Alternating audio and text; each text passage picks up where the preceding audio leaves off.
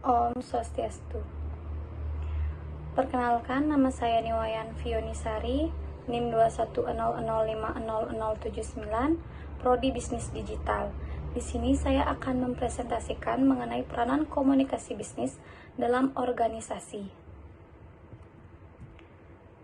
Yang pertama, apa itu organisasi? Organisasi adalah kumpulan orang yang melakukan aktivitas bersama dan memiliki tujuan bersama, serta memiliki keterikatan secara formal, di mana ada orang yang disebut sebagai atasan dan bawahan, ada yang disebut sebagai ketua dan anggota. Kemudian ada fungsi organisasi. Yang pertama, sebagai wadah di mana kegiatan-kegiatan administrasi dan manajemen dijalankan. Yang kedua, sebagai proses di mana dianalisa interaction antara orang-orang yang menjadi anggota organisasi itu. Tujuan dari organisasi yang pertama, mencapai atau merealisasikan keinginan atau cita-cita bersama dari tiap anggota organisasi.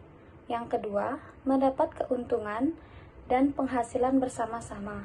Yang ketiga, mengatasi terbatasnya kemandirian dan kemampuan pribadi untuk mencapai tujuan bersama. Yang keempat, mendapat pengakuan dan penghargaan bagi anggotanya. Yang kelima, mendapatkan pengalaman dan interaksi dengan anggota lain. Yang keenam, memperoleh hasil akhir pada waktu yang ditentukan.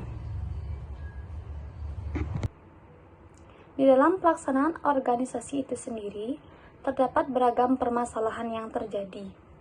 Permasalahan yang sering dijumpai dalam organisasi adalah komunikasi yang tidak berjalan dengan baik.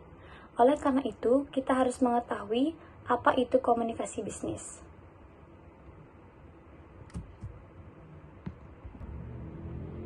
Komunikasi bisnis adalah pertukaran gagasan atau informasi yang memiliki tujuan tertentu yang disajikan secara personal dan impersonal melalui simbol-simbol atau sinyal-sinyal.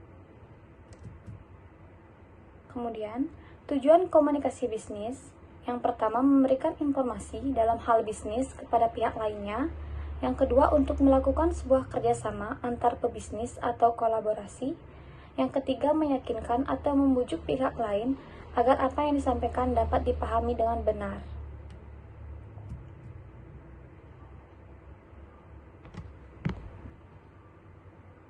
Berikutnya ada unsur-unsur komunikasi bisnis. Yang pertama, memiliki tujuan. Dalam hal ini, komunikasi harus memiliki tujuan yang sudah ditetapkan sebelumnya dan sejalan dengan tujuan organisasi. Yang kedua, ada pertukaran, yang melibatkan paling tidak dua orang atau lebih, yaitu komunikan dan komunikator. Yang ketiga, gagasan, opini, informasi, instruksi. Merupakan isi dari pesan yang bentuknya sangat beragam tergantung situasi, kondisi, dan tujuan. Yang keempat, saluran personal atau impersonal. Yang kelima, simbol atau sinyal yang merupakan alat atau metode yang bisa dimengerti ataupun dipahami oleh penerima pesan. Yang keenam, pencapaian tujuan organisasi. Komunikasi merupakan elemen penting dalam organisasi.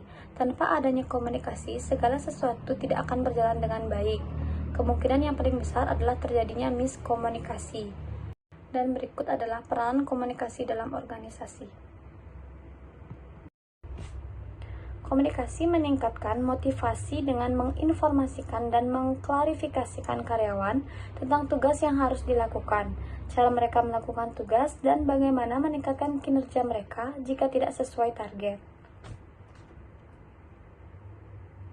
Yang kedua, komunikasi adalah sumber informasi kepada anggota organisasi untuk proses pengambilan keputusan, karena membantu mengidentifikasi dan menilai tindakan alternatif.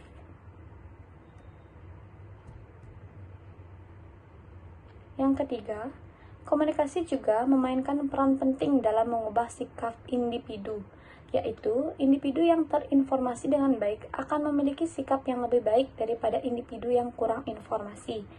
Majalah organisasi, jurnal, rapat, dan berbagai bentuk komunikasi lisan dan tertulis membantu membentuk sikap karyawan. Yang keempat, memecahkan masalah. Melalui berbagai saluran komunikasi, staf dapat menyampaikan berbagai masalah. Para manajer dapat diberitahu tentang berbagai masalah rutin perusahaan atau organisasi dan tidak berkaitan dengan waktu dari organisasi. Yang kelima, komunikasi juga membantu dalam proses pengendalian. Ini membantu mengendalikan perilaku anggota organisasi dengan berbagai cara. Ada berbagai tingkat hierarki dan prinsip serta pedoman tertentu yang harus diikuti karyawan dalam suatu organisasi. Mereka harus mematuhi kebijakan, menjalankan peran pekerjaan mereka secara efisien, dan mengomunikasikan masalah pekerjaan dan keluhan kepada atasan mereka. Dengan demikian, komunikasi membantu dalam mengontrol fungsi manajemen.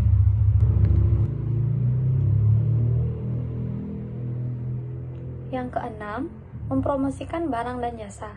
Semakin hari, dunia bisnis semakin kompetitif. Karena itulah, hanya perusahaan atau organisasi yang mampu mengomunikasikan produk barang atau jasanya dengan baik kepada pelanggan atau klienlah yang dapat menguasai pasar. Berikutnya, pentingnya komunikasi dalam organisasi. Dapat disimpulkan, ada 3 peran penting komunikasi dalam organisasi, yaitu pertama, menciptakan serta menjaga relasi dan hubungan yang intim antara pimpinan dengan karyawan serta antar karyawan. Yang kedua, menghubungkan antar orang dan antar bagian dalam organisasi serta menggerakkan mereka agar mau bekerja sama meraih tujuan.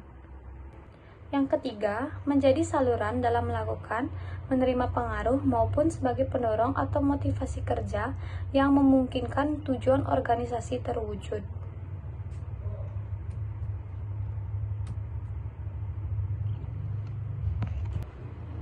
Baik, sekian pemaparan dari saya. Mohon maaf apabila ada kesalahan kata. Semoga bermanfaat. Om Santi Santi Santi Om.